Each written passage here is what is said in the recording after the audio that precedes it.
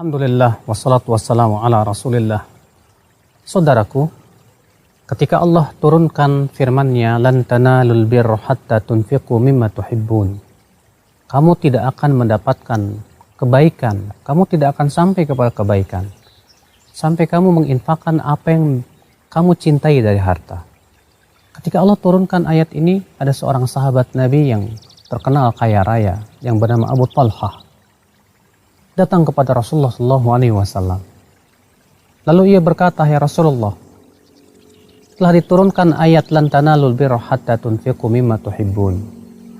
Dan sesungguhnya hartaku yang paling aku cintai, hai Rasulullah, adalah sebuah sebidang tanah yang ada di depan masjid yang bernama Bayraha. Ia adalah merupakan kebun yang Rasulullah suka masuk ke situ, di mana Rasulullah SAW suka minum ya dari airnya yang segar. Dan itu adalah merupakan harta yang paling disukai oleh Abu Talhah.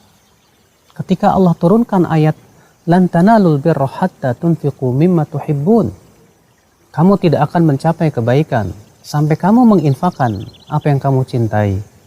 Abu Talhah berkata, "Hai Rasulullah, aku saksikan bahwa aku menginfakkannya di jalan Engkau, di jalan Allah Subhanahu wa taala maksudnya." Subhanallah. Apa kata Rasulullah? Rasulullah mengatakan, bah, dzaka malun rabih. Itu harta yang sangat menguntungkan sekali. Aku memandang, aku berpendapat, kata Rasulullah, kamu bagikan untuk saudara-saudaramu saja, karib kerabatmu. Masya Allah. Saudaraku, sebuah kisah yang tentunya memberikan faedah besar. Lihatlah sahabat ini, bagaimana mereka begitu turun ayat Allah, segera mereka mempraktikkan perintah Allah Subhanahu wa taala tersebut. Allah mengatakan, kamu tidak akan sampai kepada kebaikan sampai kamu menginfakkan apa yang kamu cintai. Maka Abu Talha ini segera melihat hartanya yang paling ia cintai, segera ia infakkan di jalan Allah. Adakah ya akhwat Islam keimanan yang luar biasa seperti ini? Makanya salafus saleh semakin mencintai suatu harta, semakin malah mereka infakkan di jalan Allah. Karena mereka sadar bahwasannya harta itu hakikatnya yang akan mereka bawa adalah yang sudah diinfakkan.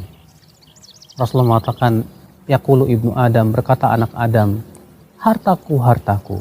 Padahal hartanya hakikatnya kata Rasulullah yang sudah ia makan, atau yang ia sudah pakai, atau yang sudah ia sedekahkan. Maka apa yang kita sudah sedekahkan itulah yang akan kita bawa sampai ke surga insya Allah. Kisah yang luar biasa saudaraku. Sahabat ini ya adalah sahabat yang betul-betul tunduk kepada Allah dan Rasulnya. Ia infakkan hartanya yang paling dicintai. Maka sudahkah kita berusaha seperti ini, mengaplikasikan ayat sehingga kita termasuk orang-orang yang dicintai oleh Allah Subhanahu wa taala. Semoga kita termasuk orang-orang saudaraku, termasuk orang-orang yang senantiasa berjiwa dermawan dan berusaha untuk menginfakkan apa yang kita cintai dari harta kita. Karena mencintai harta itu hanya akan merusak hati dan menyebabkan kita akhirnya kurang berlomba menuju kehidupan akhirat. Wabillahi taufik. Sallallahu ala nabiyina Muhammadin.